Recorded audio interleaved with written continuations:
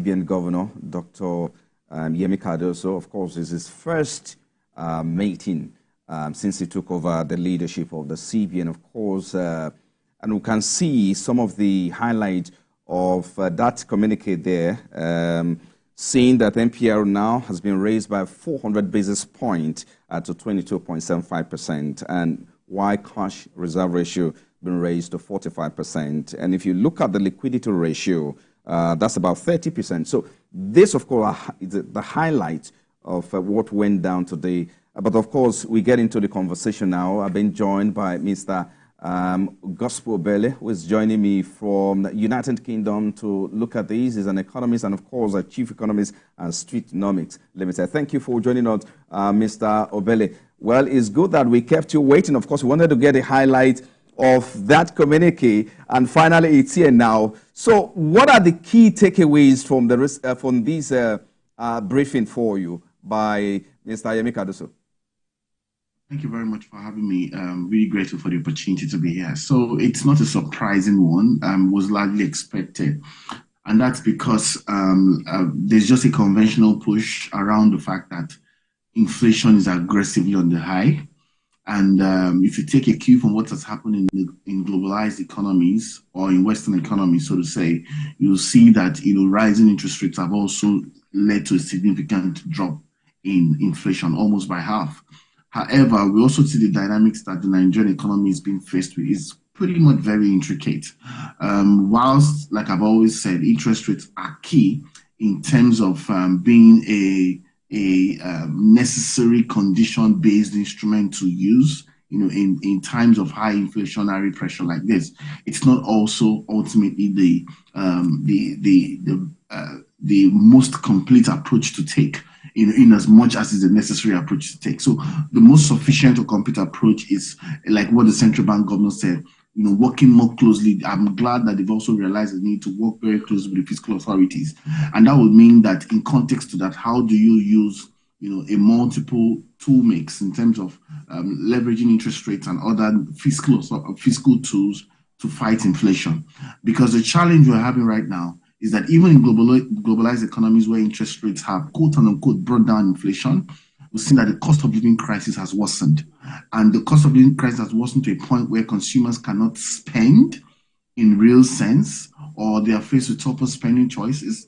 And that is also faced with the fact that, manufacturers and the real sector is really declining when it comes to growth. And you've seen the UK, step into a technical recession. In fact, a recession, so to say, despite the fact that rising interest rates are sort of half inflation. So in the Nigerian case, it doesn't necessarily mean that a rising inflation would actually, quote unquote, half inflation, because the dynamics around the Nigerian economy are pretty much more volatile. There's a strong import-dependent economy and all of the dynamics we all know. Plus the fact that even the real sector, before this whole interest rate inflationary pressure kicked in, has been at the mercy of a worsening economic state, over time.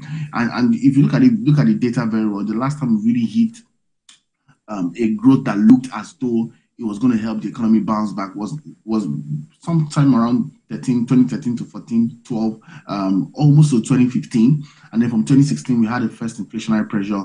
And then in COVID, in 2016, we had recession. And in 2020, we had another recession. And since then, it's been very difficult to achieve growth that enables or empowers for the critical mass to break into prosperity. So although we never had that, but it's just unfortunate that we are sort of regressing in the order. So safe to say that the central bank is faced with quite some very technical trade-off. I knew it was going to be a very tough decision for the central bank, but conventional economics showed that interest rate is the best way to go, in as much as I'm not so much in agreement, because at the end of the day, the interest rate dynamics to inflation we're faced with right now is felt most by the real sector. And the real sector across global economies right now has slowed down in growth, and you've seen that even advanced economy has gone into recession. Okay. I'm going to let you go now. Of course, live briefing has taken, the larger chunk of our time on the program. Perhaps we'll be able to bring you some other time. But just before I let you go, just going forward, what are your recommendations specifically for Mr. Cardoso on the need to balance the MPC's action in addressing both inflation and currency devaluation. I know he did, talk about the fact that the CBN is going to clamp down on any speculators or act of infractions in the market. He has also spoken about the need to also clear the backlog. Speak to us about balancing, actions of the MPC and, of course, the impact on inflation as well. Okay, so the worry is that the regulatory approach has been very aggressive. I mean, in all fairness, you would also expect it to be, conventionally speaking, because of how really packed, tight, how much of round tripping, how much of artificial scarcity of the dollar, how much of hearsay, and how much of speculations have really affected them. Even prices and items are not directly affected. People have also gone ahead to also increase pricing. Just as it means either hedge against risk or share, human greed, as the case may be. So I quite understand the aggressive path to regulation. Right. However, the central bank has tried to achieve this on its own, but there has to be much more tangible policies that would support for interest rate dynamics from the fiscal end, to sort of relax the inflationary pressure, particularly the cost of living and cost of doing business in Nigeria. Of course, this is not the last of the insight that we will get from you in the coming days. We'd like to have you again. Thank you so much, Mr. Gospel Bailey, Chief Economist at Streetnomics Limited. Thank you for coming on Business Nigeria. Thank you. Well, of course, here live in the studio, I've been joined by food security and agribusiness turnaround expert. He is Africa Farmer Mortgage. Thank you for joining us. It's good to have you again. Yes, apologies, time is gone. But from the agri perspective, speak to us. The CBN has given us, what they are doing with that. You listen to him with that briefing. He spoke about ensuring that they deploy aggressive regulatory measures into the environment, especially with regards to the exchange rate and infractions that is happening there. And of course, that has impacted on the prices of food items in the last 2 months or 3 months. Speak to us. What do you make of this aggressive move? Well, there's theory, there's practical. The conversation is, how does this influence or implemented with rural people? We are behind. This is good. It will still take care of things ahead. But, where we are in reality, vis-a-vis, it's talking about a future, and the future is good. But it will not affect what we have on ground currently, because people are still, everybody is trying to sell outside the country through the lands, okay, when it comes to agriculture now, and many people are still holding on to their dollars. So bottom line is, yes, these are good conversations, good strategies, but in another 45 days, will we see the effects? Considering that many of the things when it has to do with food has to be planted or has to be brought into the country. So the conversation is for the future, but on the immediate, there's a huge challenge at hand. Because perhaps that's why he spoke about the next MPC, watching from now to the next MPC that will hold in March, 25 and 26th of March. That's a long time. Well, but I mean, we were supposed to look at why we're experiencing the soaring cost in the prices of rice, staple food, for instance, rice and other commodities, maize, for instance.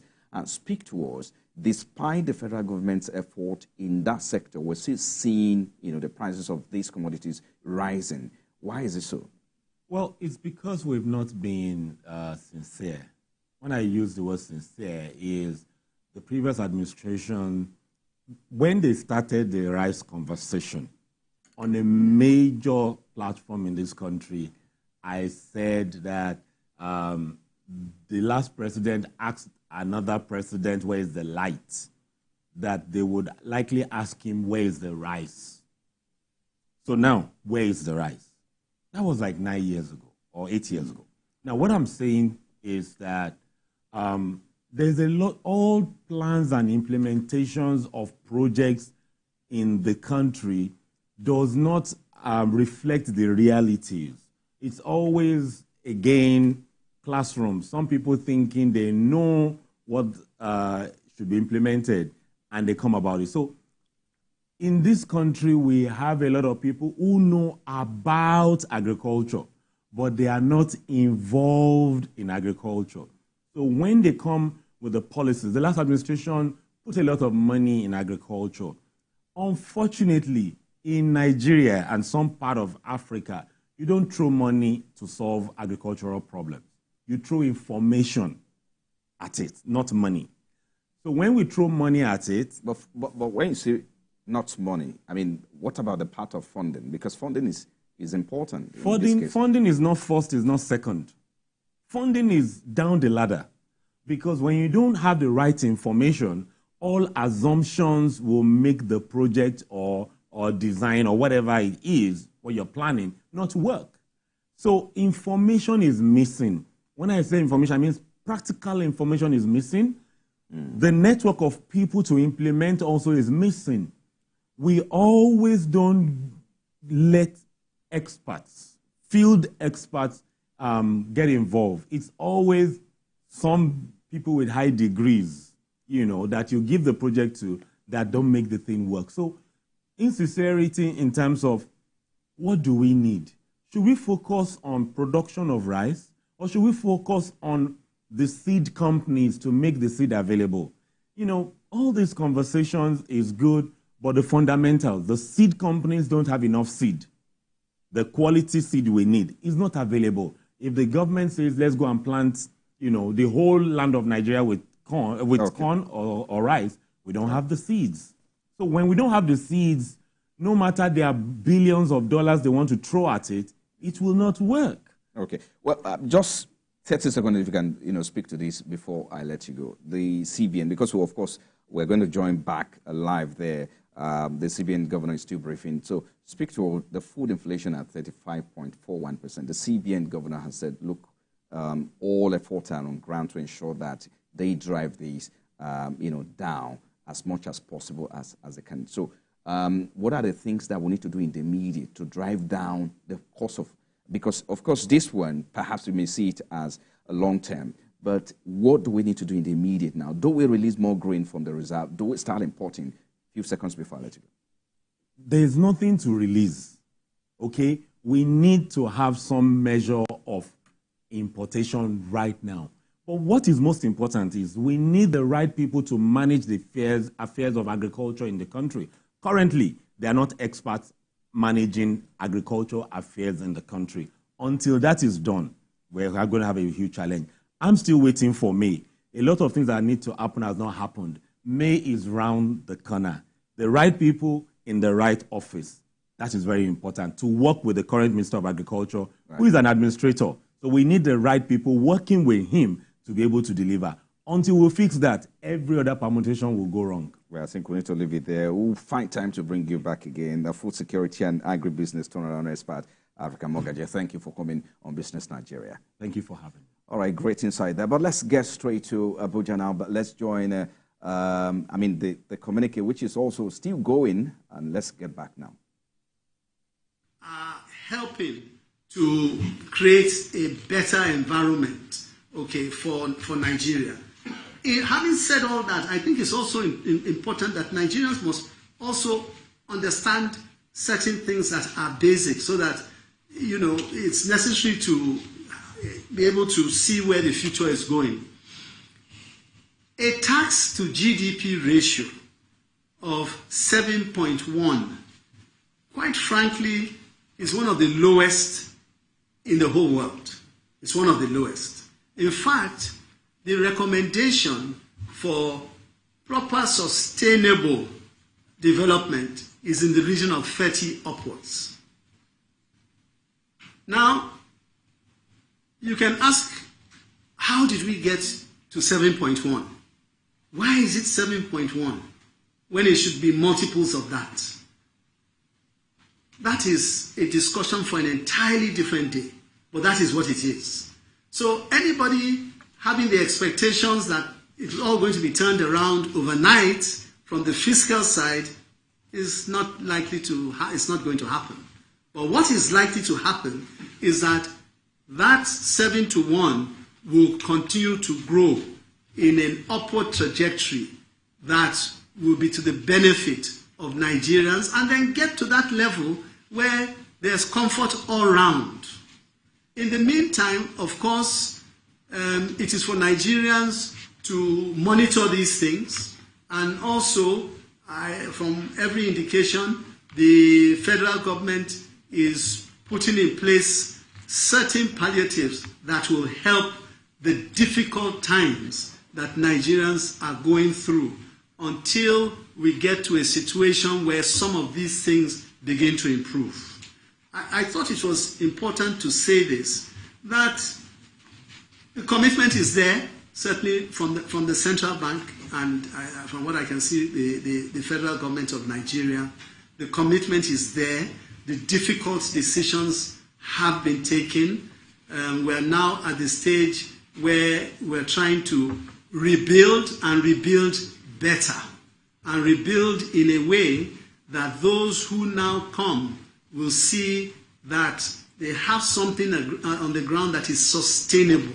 No point in building something that will crash after a number of years. That's not the idea. The idea is to put something down in place that will be able to outsurvive all of us. Thank you so much, Mr. Governor. With that, it brings back the conclusion of this press briefing. Thank you all for coming, and see you in March. Thank you. Thank you. Thank you.